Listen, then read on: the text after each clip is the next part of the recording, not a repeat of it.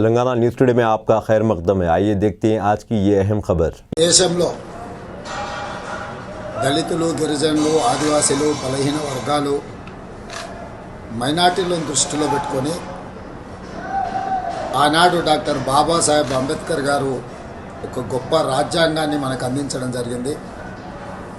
ఈ రాజ్యాంగం ద్వారా సంక్రమించిన ఎస్సీ, ఎస్టీ, బీసీ, మైనారిటీ రిజర్వేషన్లు విద్యా, ఉద్యోగ, ఉపాధి అవకాశాలలో వాళ్ళ అభ్యున్నతి కోసం కృషి చేస్తూ ఈనాడు వీళ్ళందరూ కూడా డాక్టర్లు, లాయర్లు, ఇంజనీర్లుగా, ఐఏఎస్, ఐపీఎస్లుగా రాణించి ఈ దేశం యొక్క ప్రగతిలో వాళ్ళు భాగస్వాములుగా ఉన్నారు.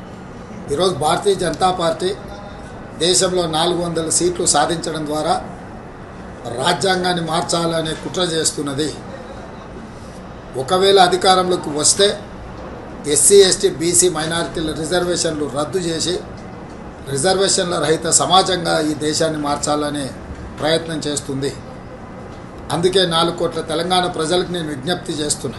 తెలంగాణ సమాజం అందరూ కలిసికట్టుగా కాంగ్రెస్ పార్టీకి, శ్రీమతి సోనియా గాంధీ, శ్రీ మల్లికార్జున్ ఖర్గే గారు, శ్రీ రాహుల్ గాంధీ గారి నేతృత్వంలో ఎన్నికల బరిలో దిగిన ఇండియా కూటమిని గెలిపించడం ద్వారా ఎస్సీ, ఎస్టీ, బీసీ, మైనారిటీ రిజర్వేషన్లను కాపాడుకోవడం, మన రాజ్యాంగ స్ఫూర్తిని, డాక్టర్ బాబాసాహెబ్ అంబేద్కర్ గారు ఇచ్చిన ఆలోచన విధానాన్ని ముందుకు తీసుకెళ్ళాలి.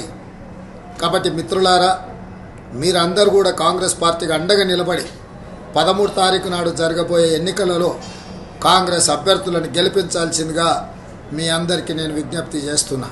अब दीजिए इजहारुल हक को इजाज़त। मिलते हैं अगले खबर के साथ। तब तक के लिए हमारे चैनल को लाइक, कमेंट, शेयर करना ना भूलें। अल्लाह हाफिज़।